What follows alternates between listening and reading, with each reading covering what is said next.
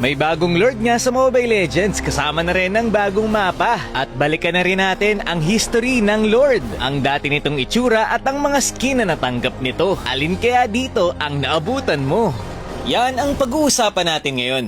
2016, nung Brazil Beta, ito ang itsura ng Lord. Mukhang uod na busog. Ganito pa ang itsura ng orange buff noon. Ito naman yung purple buff. Yung dating turtle ay dragon pa dito. Nung global release na ng ML 2026 pa rin, ganito na ang itsura ng Lord. Parang dating skin lang ni Tigreal. Ganito naman ang itsura ng Jungle Monster noon. Ito yung orange buff. At ito naman yung purple buff. Monster na monster pa yung itsura. Around 2017, nagkaroon ng summer map ang Mobile Legends kung saan yung mga minions at jungle monster ay merong skin theme. Yung Lord nga dito ay may hawak pang ice cream.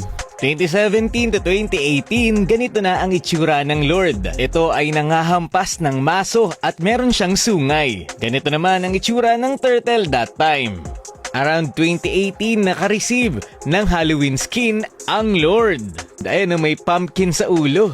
At meron din itong Christmas skin, kung saan nangahampas siya ng Christmas tree. Ang sipag pa gumawa ng map season skin dati ni Mobile Legends. Nagkaroon din ito ng skin nung event na Bruno Cup, kung saan may hawak itong trophy ng football. Same year din binago ang kulay ng Lord. 2019, ganito na ang itsura ng Lord. Meron ng palakol na hawak at wala na siyang sungay. This time, binago na rin ang itsura ng mga jungle monster. Ito na yung orange buff. At ito naman yung purple buff. Noong 2020, bagong Lord na naman. Ito ay centaur ang itsura. 4 ang paa. Para sa akin, ito din ang may pinakamagandang turtle sa lahat ng era. Ganito na rin nga pala ang itsura ng orange buff at ng purple buff noon. January ng 2022, nilabas na ang Elemental Lord na ginagamit pa rin natin until now. 2023, sa All-Star event, nakatanggap ng new skin ang Elemental Lord. 2024, bagong All-Star theme map na Euphoria. Yung China MLBB naman ay may sariling itsura ng Lord. Hindi pa ito nare-release sa original server. 2025, Dino Planet All-Star Theme. Nagkaroon din ng bagong skin ang Elemental Lord. At last year din, kauna-unahang collaboration skin ng Lord sa Naruto.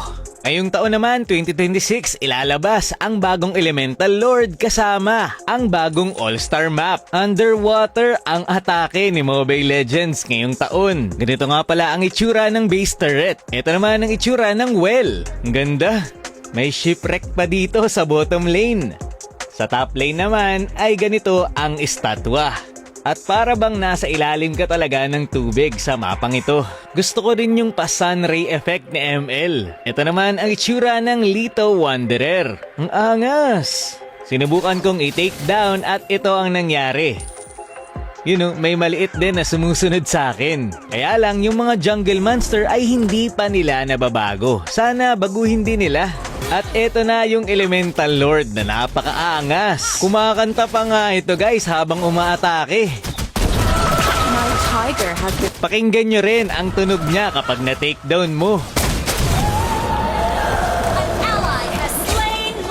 At first time magkaroon ng babaeng skin ang Lord, kaya ang angas. Ang ganda rin ng charging animation ng Lord na ito sa tore. Ang lupit men! Nasa advanced server pa lang ito at siguradong mo optimize pa. Aling Lord ang pinaka-paborito mo? At na-excite ka ba sa bagong paparating na Lord? Yun lamang for this video. Maraming salamat sa panonood and to God be the glory.